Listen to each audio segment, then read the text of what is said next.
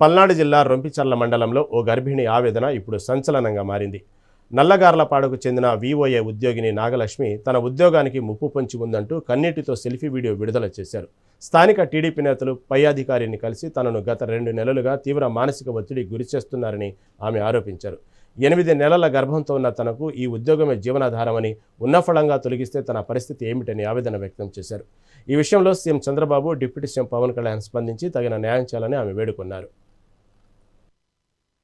ఆంధ్రప్రదేశ్ రాష్ట్ర ముఖ్యమంత్రి నారా చంద్రబాబు నాయుడు గారికి, ఉప ముఖ్యమంత్రి కొనిదెల పవన్ కళ్యాణ్ గారికి, పల్నాడు జిల్లా కలెక్టర్ గారికి, అలాగే పార్లమెంటు సభ్యులు లావు శ్రీకృష్ణదేవరాయలు గారికి నమస్కరించి తెలియజేయనిది ఏమనగా, అయ్యా నా పేరు కొమ్మాలపాటి నాగలక్ష్మి. నేను బీఎస్సీ బీఈడి వరకు చదువుకున్నాను. మాది నల్లగార్లపాడు గ్రామము, రొంపిచర్ల మండలము, పల్నాడు జిల్లా. అయితే నేను నల్లగార్లపాడు గ్రామంలోని కిరణమయ విఓఏగా గత 7 సంవత్సరాలుగా పనిచేస్తూ ఉన్నాను. నా విధి విధానాల్లో నిస్వార్థపూరితంగా, ఎలాంటి స్వార్థం లేకుండా అంకిత భావంతో పనిచేస్తూ ఉన్నాను. నా మీద ఎలాంటి ఎలిగేషన్స్ లేవు. నేను ఎప్పుడూ కూడా ఎలాంటి తప్పు చేయలేదు. గత 7 సంవత్సరాలుగా నేను ఈ వృత్తిలో కొనసాగుతూ ఉన్నాను.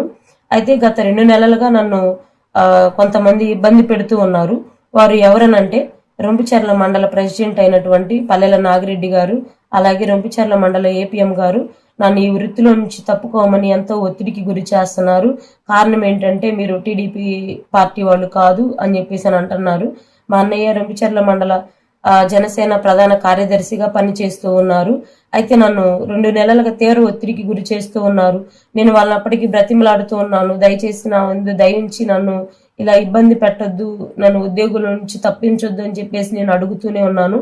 అయినప్పటికీ నన్ను ఎంతో ఒత్తిడికి గురి చేసి నన్ను తీసేయాలని చెప్పి చూస్తూనే ఉన్నారు. అయితే గత కొద్ది రోజులుగా నేను అనారోగ్యంగా చాలా ఇబ్బందులు ఎదుర్కొంటూ ఉన్నాను. నేను 7 సంవత్సరాలుగా ఈ ఉద్యోగం మీద ఆధారపడి ఉన్నాను. నా జీవనాధారం ఇదే. ఉన్న ఫలంగా నన్ను ఈ ఉద్యోగుల నుంచి తీసేస్తే నేను నా జీవనాన్ని కొనసాగించడానికి చాలా కష్టంగా ఉంటుంది.